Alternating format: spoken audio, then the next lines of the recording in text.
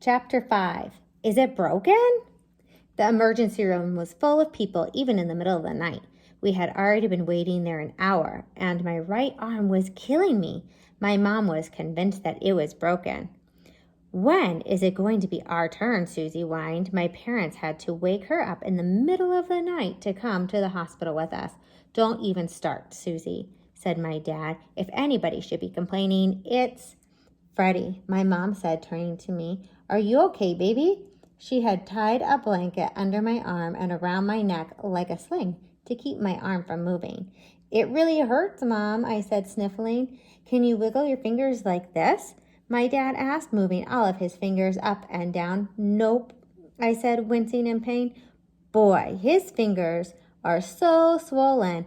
They look like the little sausages.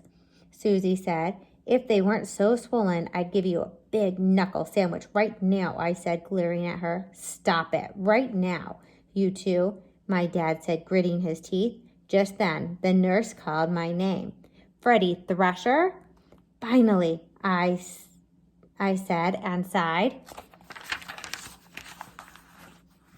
Just follow me, please, she said. We followed her into the examining room where she took my blood pressure and carefully unwrapped my arm to get a better look. Dr. Carlton will be here in a minute, she said as she left the room. A few minutes later, Dr. Carlton came in. Well, hello there, cutie, she said. Let's take a look at that arm. Now, tell me, how did this happen? I fell out of a tree, I answered. What were you doing in a tree in the middle of the night? Don't ask, my mom answered, rolling her eyes. Well, it certainly looks broken to me, but we're going to have to do x-rays to be sure. Freddy and I will be back in a few minutes, she said, smiling. She put me in a wheelchair and wheeled me down to the x-ray room. She lifted me onto a bed and told me to stay real still. Then she left the room and I was all alone in the dark. My stomach started to do flip-flops. I didn't know what was going to happen. I'd never had an x-ray before. All done, she said when she came back into the room a minute later. That's it, I asked. Yep, that's it. Is it broken? I asked nervously. It sure is. A nice clean break.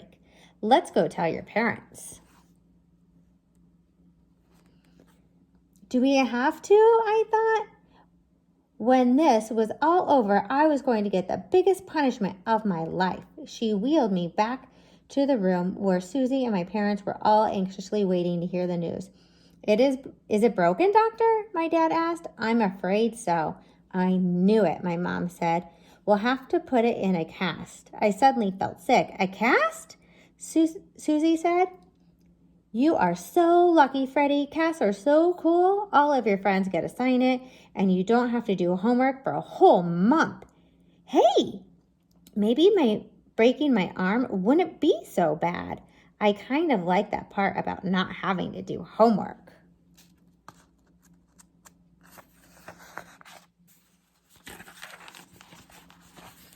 Oh, Susie, don't be ridiculous, my mom said. Breaking your arm is not so lucky.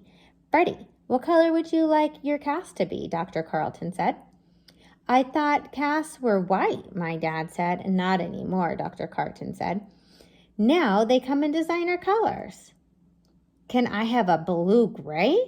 Blue-gray? Why blue-gray? Dr. Carlton asked, puzzled. Because that's my favorite color. It's the color of thresher sharks. You'll have to excuse him, my dad said. He is a shark freak.